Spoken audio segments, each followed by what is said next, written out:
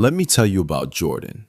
Jordan is 32. He works in sales, makes around $70,000 a year. Not rich, but not struggling either. At least, that's what it looks like from the outside. Jordan drives a BMW 3 Series, leased, but nobody knows that. He wears a watch that costs more than most people's rent. Bought on a credit card he's been paying the minimum on for 14 months. His Instagram looks like a lifestyle brand. Dinners, trips, designer fits, the kind of life that makes people stop scrolling.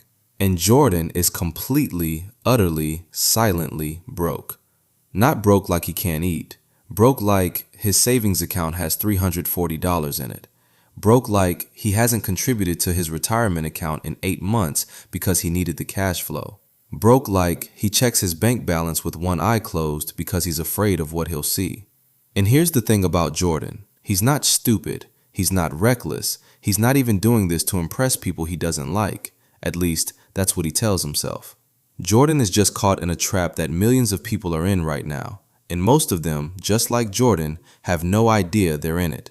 It's called fake rich, and it is everywhere.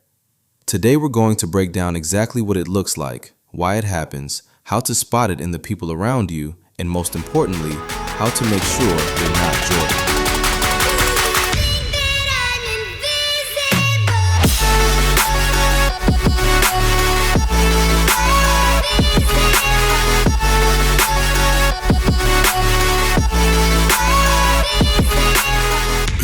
All right, where were we?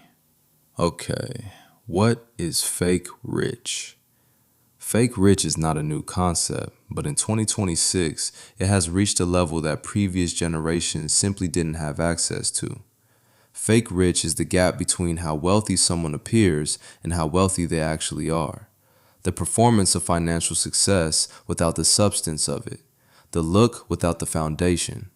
And before we get into the signs, I want to be clear about something. This video isn't about judging people for what they own or how they spend. Everyone has the right to spend their money however they want. This is about understanding why the signals we've been taught to associate with wealth, the cars, the watches, the holidays, the clothes, are often the exact opposite of what real wealth looks like. Because real wealth is almost always invisible. You can't post it. You can't wear it. You can't park it in your driveway. Real wealth is the number in an account that nobody knows about. It's the options you have that most people don't. It's being able to say no to a job, a person, or a situation because you have the financial foundation to walk away. And ironically, the people who have it rarely show it, while the people who don't have it are working overtime to make sure it looks like they do. So here are the 10 signs. And as we go through them, I want you to be honest with yourself, because some of these are going to land closer to home than you expect. Sign number 1, they finance everything. The car, the watch, the holiday, the furniture, the phone, the wardrobe for the job they need to look good at. Now, debt isn't inherently bad. Strategic debt, used to acquire appreciating assets, is one of the most powerful wealth-building tools that exist. A mortgage on a property that goes up in value. A business loan that generates a return greater than the interest rate. That's debt working for you. But the fake rich use debt to fund a lifestyle, not to build wealth. They use it to own things that go down in value the moment they buy them. A car loses roughly 20% of its value the second you drive it off the lot. A watch bought on credit at 20% interest is a guaranteed wealth drain. A holiday financed on a car you're paying minimum on isn't a luxury. It's a loan you took out to feel good for a week. The tell is this. If someone appears to have a lot of nice things but talks about being broke, about not being able to save, about money being tight, the nice things are probably financed. The lifestyle is borrowed. And somewhere, interest is compounding against them every single month. Sign number 2. Every time their income goes up, their lifestyle goes up with it. They get a raise, new car, promotion, nicer apartment, side hustle takes off. Now they're eating out 5 nights a week instead of 3. Economists have a name for this, lifestyle inflation. And it is one of the most silent wealth destroyers that exists because it doesn't feel like a problem. It feels like reward. It feels like you've earned it. And in a way, you have. But the bank account doesn't know the difference between earned spending and unearned spending. It just sees money going out. The person who makes $50,000 and saves $500 a month is building more real wealth than the person who makes $120,000 and saves nothing. Because wealth isn't income.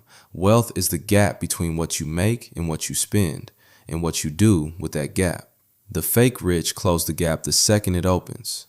The genuinely wealthy protect it. Sign number 3. Their status symbols do most of the talking. Morgan Housel writes, when you see someone driving a nice car, you don't think about how impressive they are. You imagine yourself in the car. The car doesn't make the person look rich. The car makes the observer feel what rich would feel like. The fake rich have understood this, usually unconsciously, and they've built an entire identity around triggering that feeling in other people. The car, the outfit, the restaurant, the holiday destination, all of it is a signal being broadcast outward. Look at me, I've made it. But the signal is expensive to maintain, and maintaining the signal is consuming the resources that actual wealth is built from. Genuinely wealthy people, almost without exception, are remarkably unremarkable in their spending. Warren Buffett still lives in the house he bought in 1958 for $31,500. The wealthiest person in most zip codes is driving a 5-year-old Toyota and wearing a watch they bought 15 years ago. They don't need to signal. They know what the number says. Sign number 4. They're always busy, always grinding, but nothing is actually being built. Busyness has become its own status symbol. The fake rich confuse activity with progress. They work long hours, they hustle, they have side projects and meetings and things going on, but none of it is compounding. None of it is creating assets. None of it is building something that will exist and generate value independently of their time. There's a critical difference between working hard and building wealth. Working hard inside a system that doesn't reward you proportionally, trading hours for dollars in a job that maxes out your income ceiling, is not building wealth, it's surviving. And surviving at a high income still leaves you with nothing the moment the income stops. Real wealth is built when your money starts working instead of just you. When something you created, invested in, or own generates a return without requiring your direct time. The fake rich haven't started that process because all their income is committed to maintaining the lifestyle before it can be put to work. Sign number 5. Their social media is their financial report card. Every purchase becomes content. Every holiday is a story. Every restaurant is a post. Every new item gets photographed before it gets used. Now, there's nothing wrong with sharing your life online, but there's a specific pattern that the fake rich follow. The posting isn't incidental to the experience. The experience is partly purchased for the posting. The holiday was partly booked because of how it would look. The restaurant was partly chosen for the aesthetic. The car was partly chosen for what it says in photos. A 2022 study found that social media comparison is one of the leading drivers of impulse spending and financial anxiety, particularly among people aged 25 to 40. The algorithm rewards visible consumption, and the fake rich are feeding it constantly at a cost they can't actually afford. The truly wealthy are almost invisible on social media, not because they're hiding, because they have nothing to prove. Sign number 6. They talk about money constantly, but have nothing saved. They know the price of everything. They'll tell you what their car costs, what their watch is worth, what their rent is.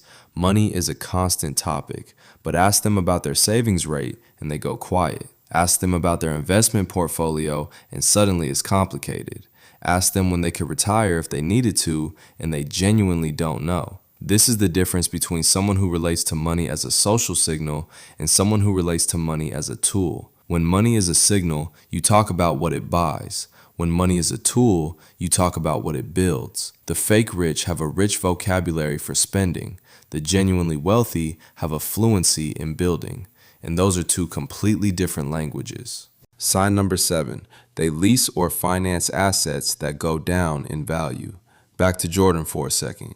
That BMW he's driving, he's paying $650 a month for a car he will never own. At the end of the lease, he hands it back. He has no asset. He has no equity. He has spent over $23,000 in 3 years on something he is returning like a library book. and then he'll do it again. Because the alternative, driving a car that's paid off and owned outright, doesn't produce the right signal. This is one of the most mathematically brutal habits of the fake rich. Every month, a significant portion of their income is flowing into things that are simultaneously going down in value and not being owned. Compare that to someone who buys a reliable used car outright, invests the $650 a month instead, and does that for 20 years. At a 7% average return, that's over $340,000 from one car decision made differently. Sign number 8. Generosity is performative. They'll pick up the tab at dinner in front of the right people. They'll buy the round at the bar. They'll get the expensive gift for someone's birthday, making sure the price is known. But privately, the bills are stressing them out. The credit card statement is a source of anxiety. The savings account is a number they try not to think about. The public generosity is part of the performance. It signals abundance. It signals that money is easy. It costs them real money they don't have to communicate a reality that doesn't exist. Genuinely wealthy people tend to be privately generous, giving to causes, quietly helping people, funding things that don't require an audience. The performance isn't the point. The impact is. Sign number 9. They have no safety net. This is the one that makes everything else fragile. Because you can maintain the performance of wealth for a long time, people can look rich for years without ever being caught out. Until something goes wrong. The job disappears. The health scare hits. The car needs a repair they didn't budget for. The relationship ends, and suddenly one income has to cover 2 people's lifestyle, and the whole thing collapses. Because there was never any foundation, no emergency fund, no liquid savings, no assets to liquidate, just monthly commitments that require the income to keep flowing without interruption. A 2023 survey found that 62% of Americans couldn't cover a $400 emergency without going into debt, and a significant portion of those people look, from the outside, like they're doing completely fine. The safety net isn't glamorous, you can't post it, but it is the single most important financial structure in your life. Because without it, everything you've built, or appear to build, can be gone in one bad month. Sign number 10. Every decision is optimized for today. Nothing is optimized for later. This is the deepest sign, and in some ways the saddest, because it's not malicious, it's not even always conscious. The fake rich are operating on a system where the present feels more real than the future, where the feeling of having the thing right now outweighs the abstract benefit of having more later. The lease feels better than the investment. The holiday feels better than the savings. The dinner feels better than the emergency fund. And taken individually, each of these decisions feels reasonable, even justified. But the pattern, optimizing for right now in every decision, consistently, over time, is the pattern of someone who will arrive at 55 with a great story and nothing to show for it. Which brings us back to Jordan. Jordan is 32, and somewhere between the BMW payment and the credit card statement and the bank balance he checks with one eye closed, a thought keeps surfacing that he keeps pushing back down. What am I actually building? Not what does it look like I'm building, not what does my Instagram suggest I'm building. What is actually, mathematically, structurally being built that will exist and support me in 10 years? And the honest answer, the one Jordan hasn't fully let himself sit with yet, is not much. And here's what I want you to take from this. Jordan isn't a bad person. Jordan is doing exactly what the system trained him to do. Signal success, consume visibly, keep up, stay current, look the part. The system profits from Jordan, the car manufacturer, the credit card company, the lease agreement, the restaurant. All of it is designed to take Jordan's income and convert it into their wealth. The people who escape Jordan's situation don't do it by earning more. They do it by changing what they're optimizing for. Quietly, consistently, without needing anyone to see it. They stop performing wealth and they start building it. The number in the account that nobody knows about. The investment that's been compounding for 6 years. The paid-off car in the driveway that everyone assumes is a sign they're struggling. That's what real wealth looks like. And the first step toward it is recognizing, honestly, without judgment, which of these 10 signs you saw yourself in today. Because Jordan's story doesn't have to end where it's heading, and neither does yours. Thanks guys for staying this long and watching my videos. Be sure to hit that subscribe button for more financial and self-help videos. Stay superior.